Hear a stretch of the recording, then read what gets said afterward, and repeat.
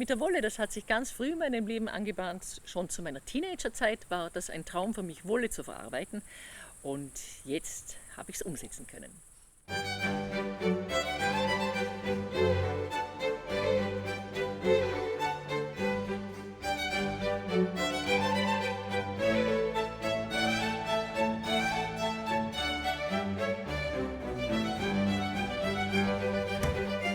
Hallo Tanja, Hallo. schön, dass wir da sein dürfen. Danke, dass du dir Zeit nimmst für mich, für uns. Wir kennen ja schon vieles von dir. Wir wollen heute über deine Ideen reden und nämlich darüber, wie du zu diesen Ideen gekommen bist, wie die entstanden sind und so weiter. Wo setzen wir uns denn da am besten hin für dieses Gespräch? Lass uns doch auf unsere Wiese gehen. Da haben wir ein wunderbares Platzl. Schau, wir nehmen die Stühle mit und dann. Ja, genau. So cool, oder? Coole Perfekt. Location, toller Stuhl. Ja. Okay.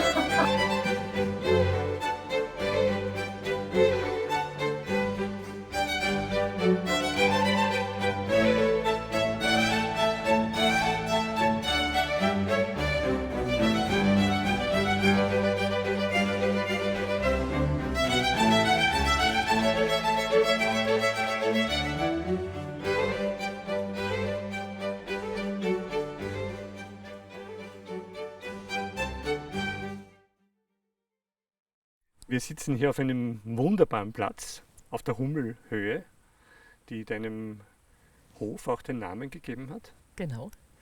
Und ich möchte mit dir heute gerne besprechen 3 große Ideen, die du bei dir umgesetzt hast, die sehr wichtig sind. Und was mich einfach sehr interessiert ist, wie es zu diesen Ideen gekommen ist, wie die Architektur der Ideen ist und wie es zur Umsetzung gekommen ist. Und bevor wir das besprechen, geht es mir um einen bestimmten Punkt im Leben, wo sich oft Dinge ändern und man sagt, man geht diesen Weg neu oder so. Ich nenne es jetzt einmal Urknall. Und die Frage ist, hat es bei dir in deinem Leben auch so einen Urknall gegeben, wo das Leben eine Wende genommen hat und du gesagt hast, ich gehe jetzt diesen Weg? Also den Urknall hat es tatsächlich gegeben, ja. Man muss sich vorstellen, ich bin eines von 4 Geschwistern, habe 2 ältere Brüder, eine jüngere Schwester.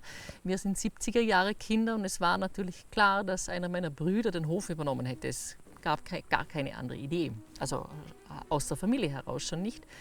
Und dann gab es tatsächlich diesen Urknall, da war ich dann schon gut 30. Da war es dann klar, dass mein Bruder den Hof nicht übernimmt und dass er vom Hof geht. In diesem Moment war es ohne jegliche weitere Überlegung klar, das ist meins.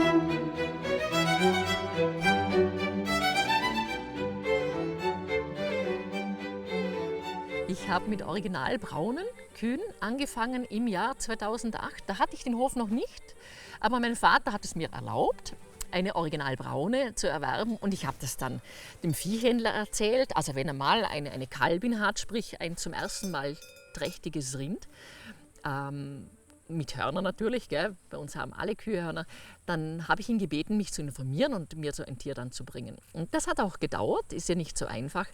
Und dann war der Tag X da und die Alexandra kam bei uns in den Stall. So, eine wunderschöne Kalbin, sehr ein bedächtiges Tier. Und sie ist die Urmutter von all meinen Kühen, die ich jetzt habe. Dann kommen wir doch zu der muttergebundenen Kälberhaltung, ein Zauberwort, das wenige in Österreich umsetzen und du bist eine davon. Was ist eine muttergebundene Kälberhaltung und wie ist es überhaupt dazu gekommen? Muttergebundene Kälberaufzucht bedeutet, das Kälbchen bleibt bei der Mutter und ich melke. Das ist etwas, was unglaublich viel Beobachtung der Tiere braucht, weil ich zum Beispiel schaue, also den ganzen Tag von morgen bis abends, so ist es jetzt bei mir zumindest, ist das Kälbchen bei der Mutter und darf die Mutter betrinken, darf sich die Milch nehmen und am Abend kommen die Kälber, kommen dann in eine Box, da schlafen sie dann auch, nachdem sie am Abend getrunken haben und dann kann ich am Morgen die Kühe melken. So, also einmal gehört es mir und dann gehört es dem Kälbchen. Und wir sind noch ganz wenige in Österreich, aber ich weiß, dass es ein weltweites Phänomen ist, würde ich sagen. Das kommt immer mehr und das lässt sich nicht mehr wegdiskutieren. Und was hat dich jetzt getrieben, diese Idee auch umzusetzen? Ich denke, ich bin Frau, ich werde älter, ich bin Mutter. Das sind alles Dinge, die einen das Leben mit der Zeit immer bewusster betrachten lässt. Und für mich war klar, wenn es eine klassische Milchkuh ist, die Kälbchen kommen zur Welt und dann werden sie am Tag der Geburt, werden sie halt in die Box gebracht, weg von der Kuh, weil man die melken möchte. Und das, was Geld bringt, ist halt die Milch und nicht das Kalb. Gott erbarme so quasi, wenn es ein Stierkalb ist, dann ist es so oder so ein Abfallprodukt. Das ist für mich als Frau, als Mutter, als älter werdende Frau, wo das Sorgetragen immer ein bewussterer Prozess wird, das war irgendwie nicht mehr möglich. Ich habe es einfach nicht mehr ausgehalten. Und das ist das Spannende, man tut die Dinge solange man sie aushält. Gell? Und dann bin ich diejenige, wenn ich etwas nicht mehr aushalten möchte, dann suche ich halt Lösungen.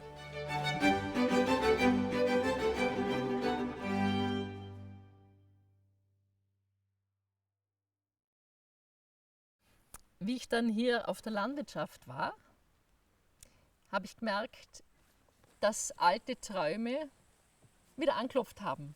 Ich habe in meiner Landwirtschaftsausbildung damals als Teenager gelernt, Wolle zu verarbeiten. Kardieren, waschen, spinnen, färben, weben, alles. Und dann war ich auf der Landwirtschaft hier am Hof und dann wusste ich, irgendwann war dann die Idee da, jetzt habe ich Wiesen, ich habe Stallungen, ich habe jetzt die Möglichkeit, Wolltiere zu halten. Und es war für mich ganz klar, also es werden keine Schafe sein. Ich wollte Edeltierhaare haben, jedenfalls. Schafwolle hat leider so ein bisschen das Problem, also wenn sich die Bauern nicht sehr gut um ein tolles Konzept kümmern, ist es mit der Schafwolle sehr schwierig. Also man muss sich wirklich darum kümmern, dann läuft das auch. Gibt ja genug Beispiele. Aber es ist nicht von sich aus ein tolles Produkt. Es ist kein Renner im Moment. Und dann bin ich auf die Wollziegen gekommen. Gell? Mohair, Kaschmir. Und dann habe ich mich darum gekümmert, dass ich solche Tiere überhaupt bekomme. Ich bin ja in halb Europa herumgefahren. Das gab es ja nicht. Das ist ja kaum existent bei uns. Vor allem die Mohair-Ziege. Kaschmir kann man leichter kaufen.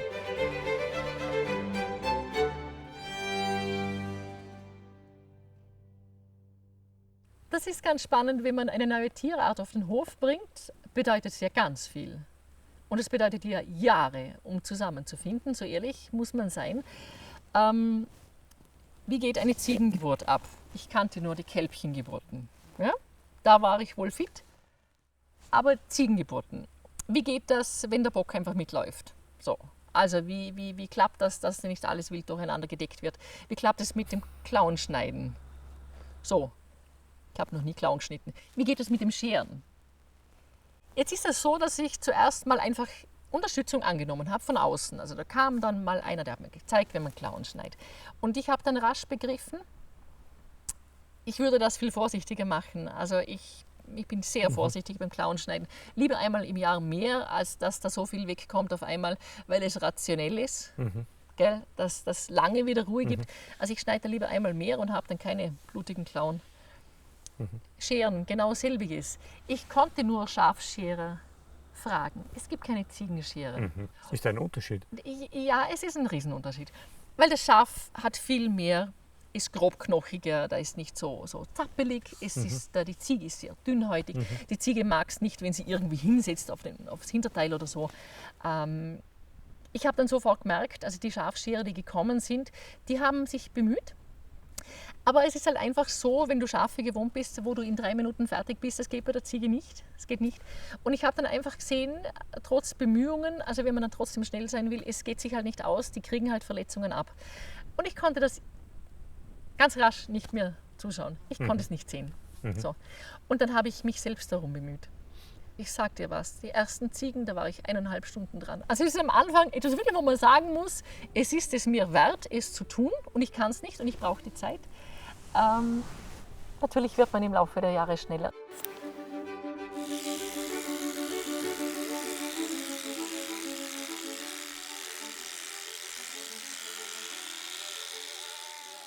Heute kann ich den Körper in 10 Minuten scheren und dann brauche ich ungefähr nochmal 10 Minuten für so um die Ohren herum, ums Gesäuge und so weiter. Wenn es mal blöd geht, geht es auch mal eine halbe Stunde. Genau, aber es ist völlig okay. Aber es gibt ganze Schulen, wo ich keine Ziege verletze. Und das ist halt mir wichtig.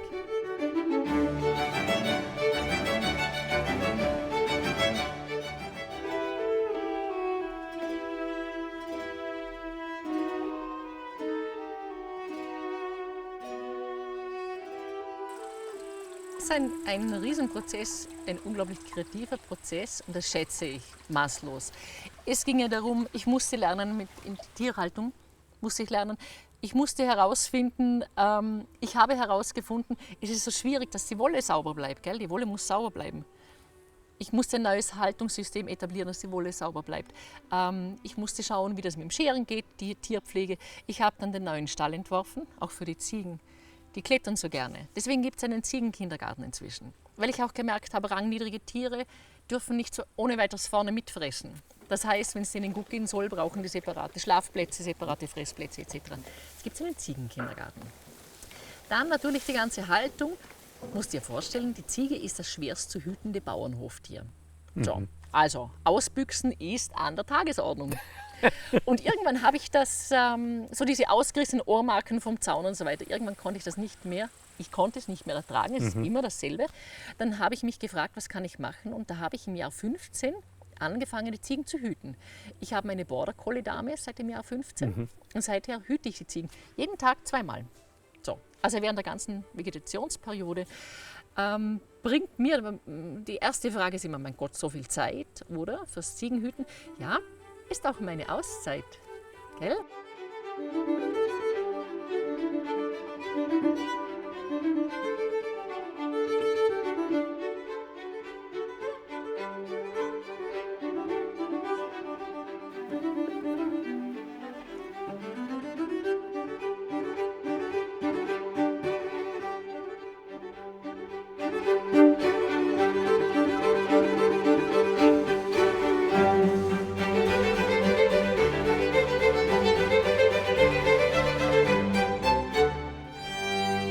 Es gibt ungefähr jedes Jahr 1-2 Ziegenkinder, die ich versorge mit dem Flascherl. Da bin ich dann die Ziehmami. Gründe sind zum Beispiel Drillingskinder. Eines hatte keine Zitze, so, also als Unterstützung. Kann sein, dass die Mutter 2 geboren hat und eines ist... Also ein Drilling nur auch wieder für alle. Viele wissen das ja auch nicht. 2 Zitzen stehen zur Verfügung. Die Ziegenmami hat 2 Zitzen. Ja. Genau, wenn es Drillinge Und wenn es gibt, Drillinge sind, gibt es ein Problem. dann gibt es ein Problem. Dass das eine in der ersten Nacht schon in den Kuhstall läuft und nach Kuhmist stinkt. Genau, dann heißt man dann ein Leben lang Misti. Den gibt es aber Den wirklich. Misti gibt Der es. heißt deswegen Misti. Der heißt deswegen Misti, weil er gleich ausgebüxt ist nach der Geburt. Das ist einfach unglaublich. Im Ziegenstall raus, hinüber in den Kuhstall, das ist ein weiter Weg. Und am Morgen habe ich inzwischen den Kühen gefunden, dieses Ziegenbaby, dieses kleine Ziegenbaby. Es war wirklich unglaublich. Aber dann hat er so nach Mist, nach Kuhmist gestunken. Dann habe ich ihn abgebadet, habe ihn eingepackt, bin zur Mami. Sage ich, Mutter, siehe deinen Sohn. Sagt sie, der gehört nicht mir. Der hat so gestunken. Ich habe mich bemüht, gell? Aber es war gelaufen, einfach gelaufen. Dann habe ich ihn tagelang bei der Mama Der Misti hingehalten. lebt noch, oder? Der Misti ist jetzt 4-jährig, ja? 4-jährig. Ja, Misti ist heute ein großer Kastrat, ist ein wunderbares Tier. Kommt heute noch auf der Wiese ständig zu mir, da hat mir das nicht vergessen. Ist auch spannend, wenn man einem Tier das Leben rettet, sie vergessen es einem nicht, gell?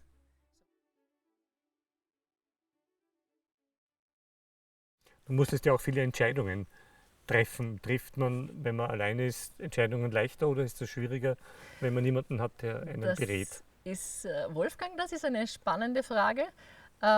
Ich habe viele Entscheidungen getroffen oder treffen müssen oder Entscheidungen in meinem Sinne getroffen. Also in meinem Sinne, in dem Sinn, dass ich mir überlegt habe, was kann mein Hof, in welcher Lage ist er, was kann mein Hof und was sind meine Vorlieben und was würde ich gerne tun. So, und dementsprechend habe ich die Entscheidungen getroffen. Es war für mich überhaupt nicht wichtig, so die Frage, wie hat das mein Vater oder mein Großvater, was war der Betriebszweig von denen, das war für mich kein Thema, sondern ich musste ihn einfach adaptieren an meine Bedürfnisse, an die aktuelle Zeit, an das, was mein Hof kann. Und da sind natürlich viele neue Ideen gekommen und Wolfgang, das ist schon spannend, das wäre mit einem Partner an meiner Seite ehrlich gesagt nicht möglich gewesen. Also es sind so viele einfach aus dem Bauch heraus neue Entscheidungen gefallen. Ich habe auch ganz rasch bemerkt, es geht nicht ohne Rechnen. Es war mir klipp und klar, es braucht ein Konzept, das funktioniert. Ich kann nicht so große Pläne schmieden und es muss ein Konzept geben, das es auch finanzieren kann. das sind lauter Entscheidungen, die ich gesagt habe. Ich treffe sie so, dass ich als Frau einen Hof alleine führen kann. In dem Bewusstsein, wenn ich ihn als Frau alleine führen kann, dann tut sich auch ein Mann leichter. Ja, es ist ja auch für einen Mann von Vorteil. Und das ist natürlich wunderbar. Also inzwischen bin ich 5 Jahre mit meinem Schatz zusammen. Aber er konnte das dann gut annehmen und akzeptieren, was ich da mache. Da war das schon so. Da war es fertig. Da war es schon fertig, genau. Da kann er nichts mit reinreden. Bei mir können die Kunden auch bei mir in den Stall und sie sehen die Tiere, sie sehen, wie sie hier leben, wie wir mit den Tieren umgehen. Weil sobald du in den Laden gehst, du hast ja keine Ahnung, wie es dem Tier gegangen ist. Du weißt es nicht. Punkt. So. Und das finde ich ganz wertvoll für die Leute, weil, das dürfen wir nicht übersehen, die Menschen, die keinen Bauernhof haben, also ich als Bäuerin verwalte die Natur, ich verwalte die Tiere. Das heißt, die Gesellschaft ist darauf angewiesen, dass ich als Bäuerin meine Arbeit gut mache. Dass ich gut mit den Tieren umgehe, dass ich gut mit der Natur umgehe, weil ich diejenige bin, die es halt eben zu tun hat. Ja? Das heißt, und wenn wir im Gespräch sind, treffen wir uns da auch. Die möchten auch, dass es dem Tier gut geht. Ich möchte das auch. Die möchten, dass wir mit der Natur schonend umgehen. Ich möchte es auch. Und das ist auch, wenn man etwas selbst vermarktet, wunderbar, dieser ganz enge Kontakt mit dem, sagen wir mal, Konsumenten, also mit dem Menschen, der das erwirbt. Das finde ich extrem wertvoll. Und kurzer Ausreißer, ich habe den Seminarraum gebaut, wo viel zum Thema Visionssuche, persönliche Entwicklung etc. Seminare stattfinden. Und ich merke schon, das geht gar nicht, dass bei mir im Seminarraum die Menschen sich um ihre Entwicklung, um ihre Fortbildung, um ihr Bewusstsein kümmern. Und 20 Meter weiter in meinem Stall geht es den Tieren nicht gut. Das sind Dinge, das geht einfach auch nicht zusammen. Und das ist wie eine gegenseitige Verpflichtung, die man eingeht. Und man sagt, weißt du was, schauen wir doch gemeinsam drauf. Und jeder leistet seinen Teil. Tanja, abschließend noch eine Frage. Was hält dir eigentlich den Kopf frei für so viele und so tolle Ideen? Ich denke, was für mich sehr zentral ist, wenn ich so meine Border Collie Dame, die Akasha, betrachte, sie schüttet Glückshormone aus, wenn sie arbeiten kann. Das geht mir auch so. Lass mich einfach arbeiten.